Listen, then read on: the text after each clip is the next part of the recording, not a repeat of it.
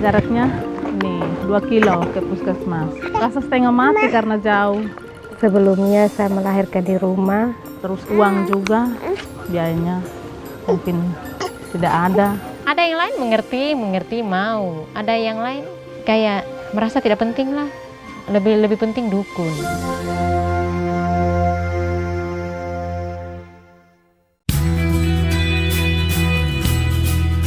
Kondisi geografis Indonesia berupa daratan, lautan, pegunungan, dan banyaknya pulau-pulau kecil yang tersebar dari Sabang hingga Merauke menyebabkan akses pelayanan kesehatan untuk daerah tertentu sangat sulit dijangkau. Situasi di daerah tertinggal, perbatasan dan kepulauan DTPK dan daerah bermasalah kesehatan DBK sangat berbeda dengan daerah lainnya. Ketersediaan tenaga kesehatan dan sarana prasarana merupakan masalah utama yang terjadi. Karenanya, program Nusantara Sehat ada untuk menjawab permasalahan tersebut.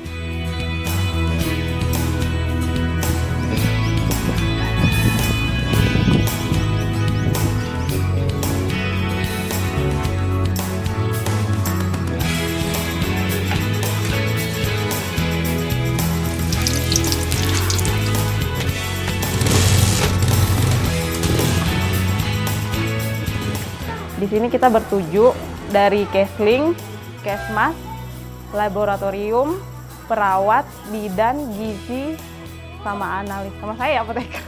Saya mau ikut program Nusantara Sehat itu awal tuh karena ingin berbagi sih. Dasarnya tuh ingin berbagi, ingin bermanfaat gitu. Imas, Ririn, Iqbal, Yus, Shirley, Catur, dan Yayan tergabung dalam tim Nusantara Sehat. Kehadiran mereka diharapkan mampu membantu menyelesaikan permasalahan kesehatan di daerah penempatan mereka yang berbatasan langsung dengan Timur Leste. Ya kami maunya tuh di daerah perbatasan itu orangnya sehat semua gitu, jadi nggak ada masalah lagi dengan kesehatannya. Istilahnya perbatasan itu kan berarti perbatasan langsung dengan luar negeri.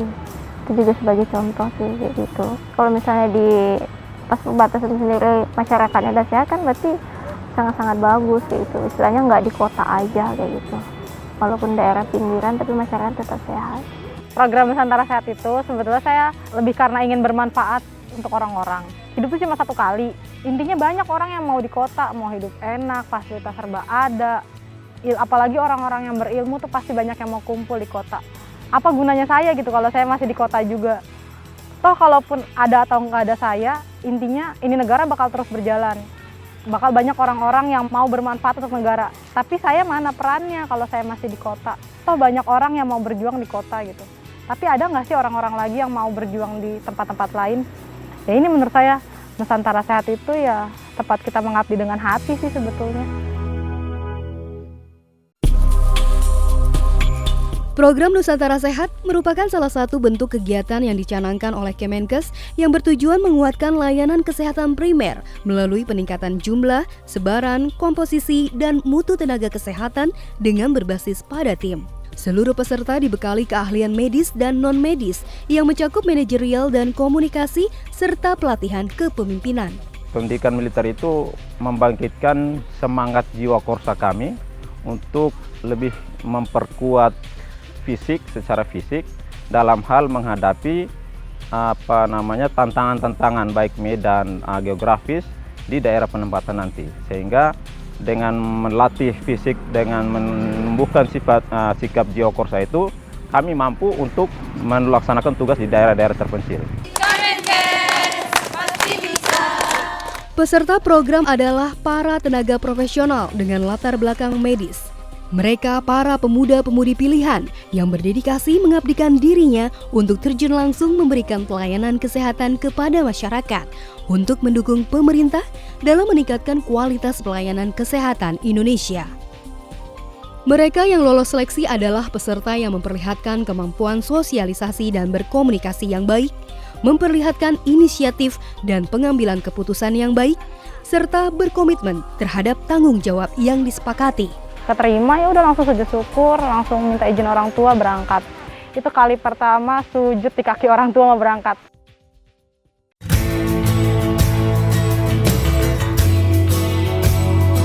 Setelah melalui serangkaian pelatihan dan pembekalan, 20 tim Nusantara Sehat dilepas oleh Presiden Joko Widodo untuk ditempatkan di 20 wilayah penempatan. Saya dengar semuanya sehat, senang. Ataupun nggak ada yang balik, saya kirim yang kedua. Begitu yang kedua juga sama, saya kirim yang ketiga. Begitu yang ketiga sama, saya kirim yang keempat. Terus. Pergulatan batin dan keluarga menjadi cerita sendiri yang mengiringi perjalanan mereka hingga ke lokasi penempatan. Kalau mama kan udah bilang jangan, kalau papa tuh bilangnya dia diam mikir gitu, diam mikir, terus itu bener anaknya mau berangkat gitu, ngomongnya sama mama gitu, terus nanti dia bilang anaknya mau berangkat gitu, dia tuh khawatir sendiri, terus palingan ngomongnya ya udah kalau emang itu pilihan kamu gitu, jadi dia sendiri serba salah gitu, mau ngelarang juga salah, mau enggak juga bingung gitu, jadi ngomongnya cuma ya udah ya udah, tapi kayaknya terpaksa gitu ngomongnya. Kalau bapak sih mungkin diamnya itu karena dia merasa bangga, cuma yang jadi beratnya dia diam itu waktunya itu kok lama sampai 2 tahun gitu. Kalau saya sih lebih di umur ya, anak saya perempuan, nanti pulang sekitar 27-an, saya kasihan anak saya.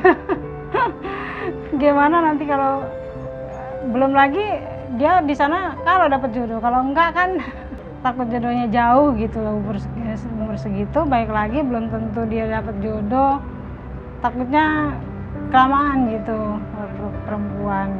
Karena ada bapak di rumah. Lagi di telepon nggak diangkat-angkat, makanya kirain ngaji semuanya. Ma ikhlasin ya ma gitu, soalnya kan nggak tahu nanti mikir, nggak tahu pulang masih hidup apa enggak, mikir kan daerah perbatasan, nggak tahu juga umur kan, apa orang tua yang nggak ada umur atau kita yang nggak ada umur, jadi ya udah berangkat istilahnya udah diikhlasin sama orang tua walaupun malam-malamnya masih bingung-bingung. Ya karena dia semuanya cita-cita, saya sedih. Emang keadaan orang tua nggak seperti layaknya. Kerja apa sih saya serabutan ya kan, tapi lebih pendidikan anak saya perjuangkan semampu saya. Itu yang saya bangga, itu kenapa. Kekhawatiran memang sempat mendera Pak Sambas dan Ibu Ice untuk melepas Imas, anak tertua mereka. Namun dengan niat baik dan kegigihan Imas memberikan keyakinan kepada orang tua, membuahkan restu untuk dirinya. Nah itu terakhirnya aku bilang cukup dikasih kepercayaan aja, dikasih doa aja, aku nggak akan ngelakuin hal-hal yang enggak gitu. Dikasih kebebasan dan aku cukup bertanggung jawab dengan kebebasan itu yang dikasih, aku bilang gitu. Di sana aku kerja baik-baik, di sini jaga orang tua, jaga kesehatan aja, aku nggak akan ngapa-ngapain, aku akan jaga nama orang tua juga gitu, aku bilang. Terus intinya aku pasti pulang dengan selamat gitu, tinggal orang tua aja gimana jaga kesehatan mereka di sana, aku bilang gitu. Saya tetap dilepas dulu demi ya ini juga program pemerintah juga ya kan, setelah diikhlasin lah saya itu, dukung program pemerintah ini saya itu untuk keluarga-keluarga yang nggak terjangkau sama pemerintah seperti ini ya kan, generasi-generasi dikirim ke sana itu untuk menyehatkan warga-warganya, warga NKRI juga ya kan.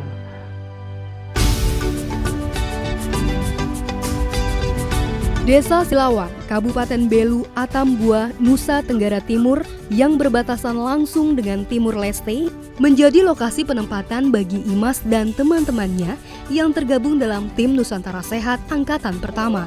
Memang dari NTT, memang dari Keva, tapi belum pernah saya ke daerah seperti ini. Terus pas di kabupaten tuh mulai pikiran nih, kayaknya di batas tuh nggak seperti ini. Nah terus pas pertama kali turun ke Silawang tuh yang langsung shock banget. Ya ampun, kayak begini. Terus kita bertujuh tuh sampai yang mukanya nggak betul gitu. Yang mukanya udah melas banget, ya ampun kita kok kayak gini. Mendapati daerah penempatan di wilayah perbatasan adalah tantangan sendiri bagi Imas dan kawan-kawan. Namun tantangan yang mereka hadapi pertama kali adalah bukan persoalan terkait pelayanan kesehatan, tapi bagaimana mereka dapat beradaptasi dengan kondisi yang serba terbatas. Dari awal itu kita masuk rumah dinas kita itu tanpa ada listrik, tanpa ada air, tanpa ada perabot sama sekali, kosong, cuma ada bangunan. Dan dari situ kita awalnya sempat down kan. Tapi begitu sampai sini dan nggak ada apa-apa, itu rasanya tuh nggak bisa berkata-kata, cuma diem aja, itu bingung. Sampai mau cerita ke orang tua pun bingung, nggak nelpon itu, aku tuh nggak ngasih kabar. Udah beberapa hari nelpon, nggak bisa ngomong apa-apa, cuma kenapa? Nggak apa-apa. Kenapa? Nggak apa-apa, netes air mata. Netes air mata, bingung.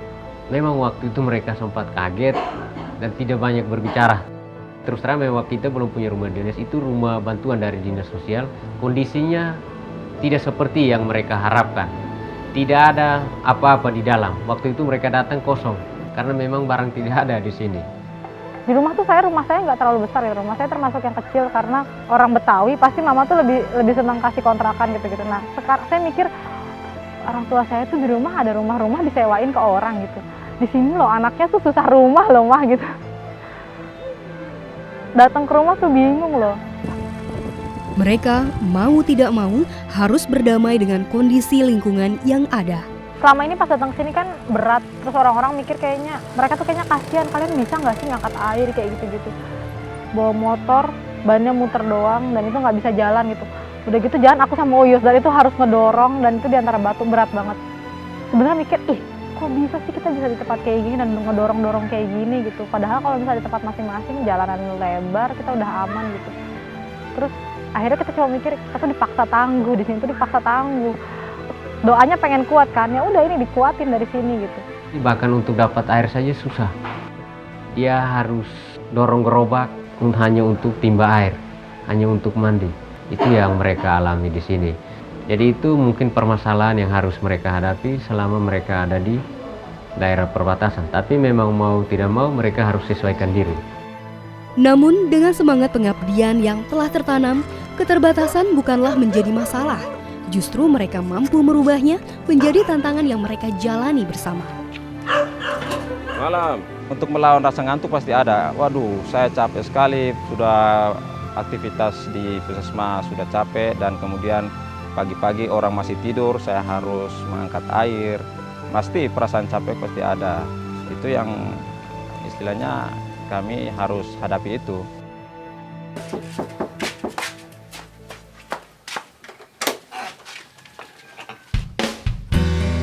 Kalau Is mikirnya kayaknya ini karma gitu kan. Di rumah tuh ya selalu buang-buang air, jadi sampai di sini air tuh bisa dibilang nggak ada sama sekali. Dan mandi, yang namanya mandi 2 gayung pun pernah, gitu. Yang penting mandi. Gitu. Awalnya kita down, tapi untunglah kita bertujuh, kita nggak sendiri, kita punya temen. Dan memang hebatnya temen itu dia bisa mengcover kita, dia bisa nenangin kita, kamu nggak sendiri loh kayak gini, kita bertujuh, jadi bukan kamu sendiri. Ngeluh juga nggak akan ngurangin masalah gitu. Ngeluh cuma nambah masalah kita kawan gitu, kalau misalnya kita tuh ngomong kayak gitu. Ngeluh cuma bikin kita makin susah kawan. Jadi udah kita jalanin aja. Toh selama ini kita aman-aman aja dan nggak akan mati karena kita ngejalanin ini semua, pikir kita kayak gitu. Bersama tim dan petugas kesehatan yang berada di Puskesmas Silawan, Kabupaten Belu, tim Nusantara Sehat bersinergi untuk memberikan pelayanan kesehatan. Sangat positif, kami sangat senang karena mereka yang datang 7 orang ini dengan latar belakang yang berbeda. Ada apoteker, ada S1 keperawatan nurse, ada S1 gizi, bidan, sanitarian, dan SKM.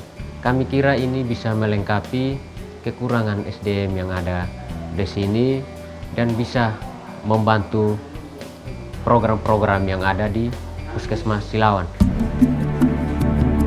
Kurangnya jumlah kunjungan ke puskesmas adalah salah satu persoalan di Puskesmas Silawan. Masyarakat rata-rata di sini pendidikan dan status kesehatannya itu masih rendah. Artinya kesadaran mereka juga untuk pergi datang ke puskesmas juga rendah sekali.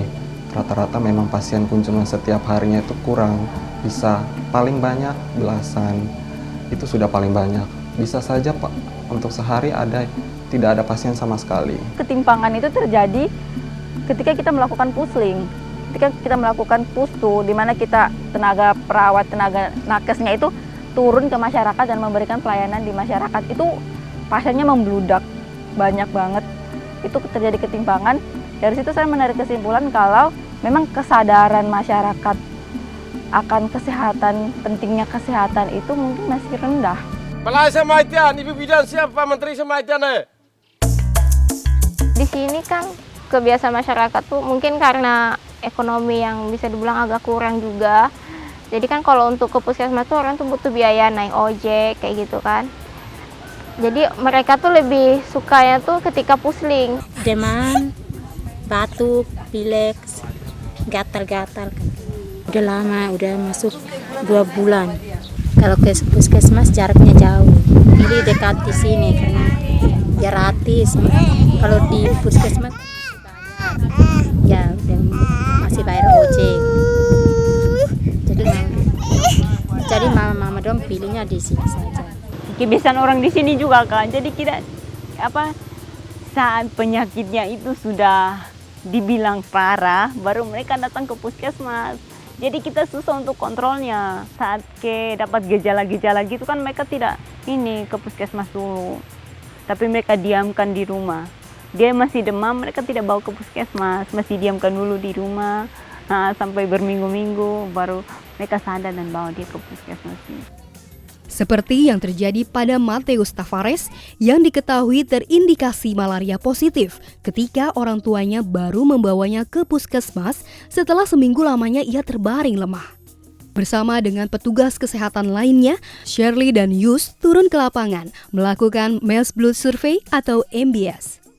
Ini kita turun langsung ke lapangan untuk cek malaria dari rumah ke rumah, kita door to door dari rumah ke rumah, takut kita mau kumpul pasien keluarga di satu tempat yang sakit panas-panas yang menjurus ke malaria, takut yang ada yang tidak datang ke tempat yang kita tuju. Jadi kita harus dari rumah ke rumah supaya kita bisa dapat semua penderita yang ada di rumah. Yus ikut membantu untuk pemeriksaan MBS tersebut. Ya, pertamanya Yus ikut membantu mendata nama-nama orang di sekitar situ.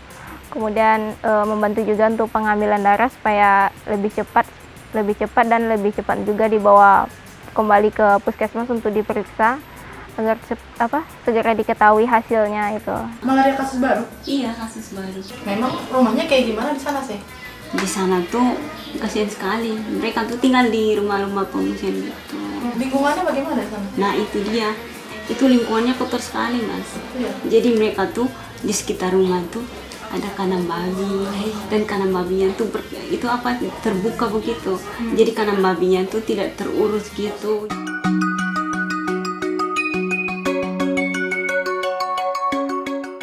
Mereka tidak saja melakukan kegiatan rutin pelayanan kesehatan, namun juga dituntut untuk aktif membuat program-program yang inovatif. Banyak hal yang mereka buat, kegiatan inovasi yang selama ini mereka buat, mereka satu tim 7 orang. Yang pertama, mereka membentuk satu dusun binaan, dan itu memang rencana mereka. Dusun binaan itu akan menjadi dusun percontohan di desa Silawan. Ada pemasangan bendera. Pemasangan bendera ini lebih fokus ke ibu hamil dengan bayi balita. Tapi tidak semua ibu hamil dan bayi balita itu dipasang. Bendera yang dipasang untuk bayi balita itu adalah mereka yang berstatus gizi buruk dan kurang. Saya coba sisipkan untuk si gizi kurang itu. Sebenarnya awalnya sih tujuannya biar saya gampang memantau karena saya nggak tahu itu rumah-rumah anak-anak gizi kurang. Tapi lama-lama manfaatnya memang kata kepala puskesmas bagus karena mendongkrak harga diri mereka gitu istilahnya. Jadi mereka tuh bisa malu kalau misalnya ada benderanya. Mungkin dengan cara kayak gitu mama-mama jadi malu, mereka keluar pakai lipstik. Tapi masa iya anak kayak gizi kurang gitu. Karena kalau dilihat di sini bukan karena semata-mata faktor ekonomi, memang karena kesadaran mereka juga masih kurang, masih rendah. Ma, ini hari kami mau pasang bendera. Lani sudah makan kah belum? Sudah. Sudah ya? Terus yang itu ibu hamil itu akan dipilih, ada 3 warna, yaitu hijau, kuning, dan merah. Hijau bagi ibu hamil yang tidak ada masalah, merah itu bagi ibu hamil yang komplikasi, yang kuning yang permasalahannya tidak terlalu serius. Itu yang mereka buat di sini. Harapan kita itu berjalan terus. Kalau di NTT ada kebijakan revolusi KIA. Revolusi KIA di sini adalah di mana persalinan itu harus di fasilitas kesehatan. Kalau di daerah lain persalinan boleh di rumah, tapi ditolong oleh bidan. Khusus di NTT ada kebijakan harus di fasilitas kesehatan. Kalaupun di rumah dan ditolong oleh bidan, hal tersebut dianggap bersalin di rumah, tidak di fasilitas kesehatan. Untuk menghindari angka kematian ibu dan bayi. Jadi kita sudah periksa hamil, kita sudah kunjungi ke rumah, kita ajak ada pertemuan bersama dan masih bersalin di rumah. Itu rasanya kayak apa salah saya? Mungkin saya kurang komunikasi atau apa. Kita sudah komunikasi, sudah omong, sudah pendekatan. Atau mungkin dari situ saya bisa belajar bahwa saya harus lebih dekat lagi dengan ibu-ibu yang saya periksa, lebih menganggap mereka bukan sebagai pasien tapi lebih sebagai teman dan keluarga. Program-program inovatif yang mereka jalankan diharapkan menjadi solusi dari persoalan kesehatan yang ada. Persoalan-persoalan kesehatan di perbatasan, termasuk di Silawan, memang itu masih berkaitan dengan kesehatan ibu anak, kemudian HIV/AIDS, kemudian berkaitan dengan lingkungan, berkaitan dengan jamban keluarga, berkaitan dengan ketersediaan air bersih.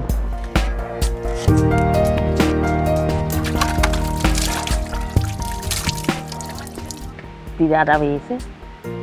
Ada lagi-lagi baru kali WC. Kita buang. WC ke hutan saja. Lari jauh. Oh, aduh, berat. Perut sakit, lari. Sampai di hutan, cepat. Kalau buang air kecil di sini. Di kamar mandi. Sekali-sekali minta orang tim kesehatan datang kasih penyuluhan sosialisasi tentang apa saja yang menyangkut kesehatan. Kami perlu itu supaya kami juga bisa berkembang kami di sini. Kami kan orang-orang Batas, maklum ya orang-orang pengungsi, jadi ya seperti ini kami punya keadaan. Inilah tantangan selanjutnya yang harus mereka hadapi dalam menjalankan program terkait penyehatan lingkungan. Dalam hal ini, kelompok pengguna air dan jamban keluarga. Kita membuat satu kegiatan yang mampu mengikat masyarakat. Mengikat masyarakat dalam arti mampu menjaga untuk mesin ini tetap baik sampai waktu yang lebih lama lagi. Oleh karena itu, Bapak Dusun bilang, oh sepakat, kita akan membuat acara adat peresmian sumur bor dengan mesin yang baru ini untuk bisa mampu mengikat, selain dalam tanda kutip memohon restu leluhur untuk menjaga alat ini.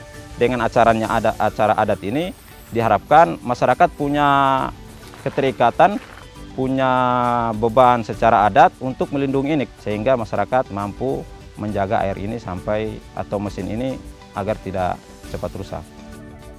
Namun lagi-lagi mereka harus berbenturan dengan pola pikir masyarakat. Tantangan yang kami hadapi di Desa Silawan yaitu tantangan merubah pola pikir masyarakat yang memang agak sedikit sulit untuk merubah itu. Pernah satu ketika setelah kami melakukan pemicuan, kami turun monitoring hasil pemicuan. Nah lucunya ketika kami turun ke lakukan pemicuan, masyarakat sudah gali lubang untuk septic tank nih. Terus saya tanyakan, Bapak kenapa tidak lanjutkan lagi? Kami tunggu Bapak bantuan. Saya bilang, aduh Bapak minta maaf, kami dari Puskesmas tidak membantu apa-apa. Kami hanya memicu Bapak untuk mempunyai kesadaran untuk segera membangun jamban juga. Jadi Bapak itu bilang, oh begitu ya Pak. Kami pikir kami siap menunggu semen saja, tinggal bangun semen dari tunggu semen saja. Aduh tidak apa-apa, mulai sudah. Kami mau mulai, tapi takutnya setelah kami mulai bantuan semen datang, berarti kami keluarkan uang percuma. Nah itu paradigma mindset masyarakat masih terkotak untuk atas bantuan, ketergantungan atas bantuan itu masih ada.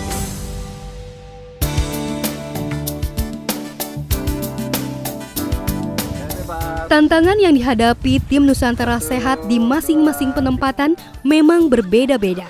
Inilah yang disikapi oleh tim Nusantara Sehat di Belu. Kamu di situ bagaimana? Aman kok?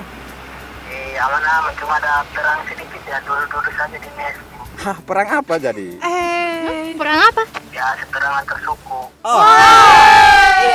Bersyukur banget sih kalau dibandingin sama teman-teman di Kalimantan, di Papua yang harus ke tempat tujuan, tempat untuk melakukan pelayanan kesehatan harus naik kapal berjam-jam bahkan berhari-hari, harus nginap di pulau seberang, ya jalan kaki sambil nenteng-nenteng vaksin, alat kesehatan apa segala macem. Kita alhamdulillah banget dapat di Belu. Jadi kalau teman-teman yang lain mungkin pengalamannya nanti tuh mereka cerita, wah adatnya kayak gini, alamnya seperti ini gitu. Terus tantangan mereka tuh beda-beda dengan situasi alam yang pasti pengalaman baru buat mereka gitu. Kalau di sini tuh lebih ke hati banget gitu, lebih ke pressure-nya kita gitu, pekerjaan kita. Masyarakatnya itu udah terlanjur dimanja, jadinya kita mau kasih apapun, kalau kita nggak kasih bentuknya barang itu susah. Jadi harus ada bentuknya dulu gitu. Sedangkan kita datang ke sini nggak bawa apa-apa. Kita datang sini cuma bawa semangat. Kita mau merubah orang dengan modal. Mereka maunya pakai modal. Kita nggak punya apa-apa gitu. Pressure mentalnya memang kerasa banget di sini. Teman-teman harus pintar-pintar melihat situasi di setiap daerah. Teman-teman harus banyak membaca bahwa memang dulu pemerintah kita itu memanjakan masyarakat. Memang tidak dapat dipungkiri bahwa merubah karakter masyarakat tidaklah semudah membalikan telapak tangan. Namun mereka tidak lantas menyerah. Ada cara lain yang mereka tempuh. Iya, lewat anak-anak. Kalau misalnya kita ngajak orang tua, di sini agak susah. Salah satu caranya ya cuma ngajak anak-anak gitu. Ada yang tahu ini gambar apa? Buang sampah. Tidak boleh lagi ya buang sampah di jalanan, di pohon, di got. Istilahnya orang tua mungkin beberapa tahun kemudian mereka udah umurnya nggak panjang, tapi anak-anak itu yang umurnya masih panjang dan mereka yang bakal merubah keadaan di sini. Yaitu salah satu caranya kami rubah lewat anak-anak dari hal-hal yang kecil yang bisa mereka terima. Adik-adik dari NS. Kalau saya melihat ini sangat baik karena kita dari pendidikan dan kesehatan itu berkaitan erat ya. Ketika dia itu sehat berarti bisa berpendidikan yang baik. Ketika dia itu pendidikan SDM-nya bagus, pasti dia punya perilaku hidup sehat yang baik. Jadi kehadiran adik-adik yang saya lihat selama ini bahwa mereka juga turut mengemban tugas yang sangat berat selain kesehatan juga pendidikan.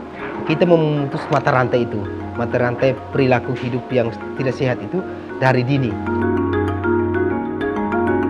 Di tengah tantangan, mereka tetap berjibaku memberikan pelayanan terbaiknya melalui kegiatan rutin puskesmas maupun program inovatif yang dibuat. Meskipun mereka sadari masih banyak yang perlu diperbaiki untuk langkah yang lebih baik ke depannya. Disinilah peran lintas sektor sangat diharapkan untuk mendukung kegiatan pelayanan dan program kesehatan selanjutnya.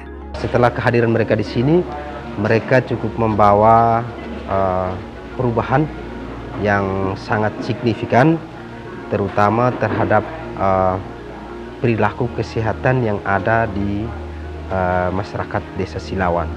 Kerjasama mereka dengan pemerintah desa dan semua stakeholder di sini sudah cukup baik.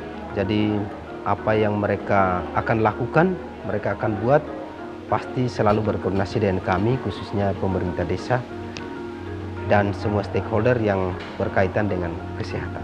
Saya senang sekali karena sekarang sudah ada tambahan tenaga-tenaga kesehatan. Kami sangat senang. Program Nusantara Sehat bagus. Ada perubahan di Desa Silawan.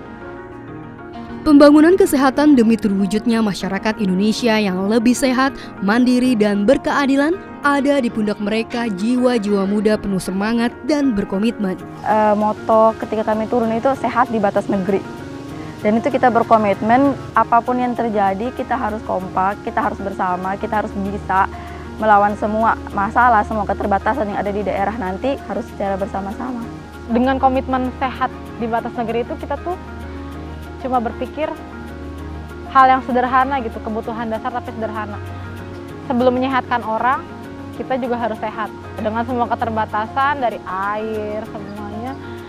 Sebelum kayak omongannya Ibu Menkes, sebelum memanusiakan manusia, kita harus dimanusiakan dulu. Jadi sebelum menyehatkan orang, kita harus sehat dulu. Nusantara Sehat adalah program penempatan tenaga kesehatan berbasis kepada tim, terdiri dari berbagai profesi kesehatan yang kita integrasikan, diutamakan ditempatkan pada daerah tertinggal, perbatasan, dan daerah kepulauan. Memberikan pelayanan secara komprehensif, diutamakan untuk upaya-upaya promotif preventif sebagaimana tujuan pembangunan kesehatan ke depan. Sekarang saatnya untuk kalian berbuat untuk Indonesia. Sing-singkan lengan baju, satukan pikiran, satukan tenaga melalui Nusantara Sehat. Sebagai profesional muda kesehatan yang hebat, tunaikan tugasmu dalam program Nusantara Sehat mengabdi dan melayani untuk kesehatan rakyat hingga ke pelosok negeri yang bermartabat. Mari bergabung bersama Nusantara Sehat.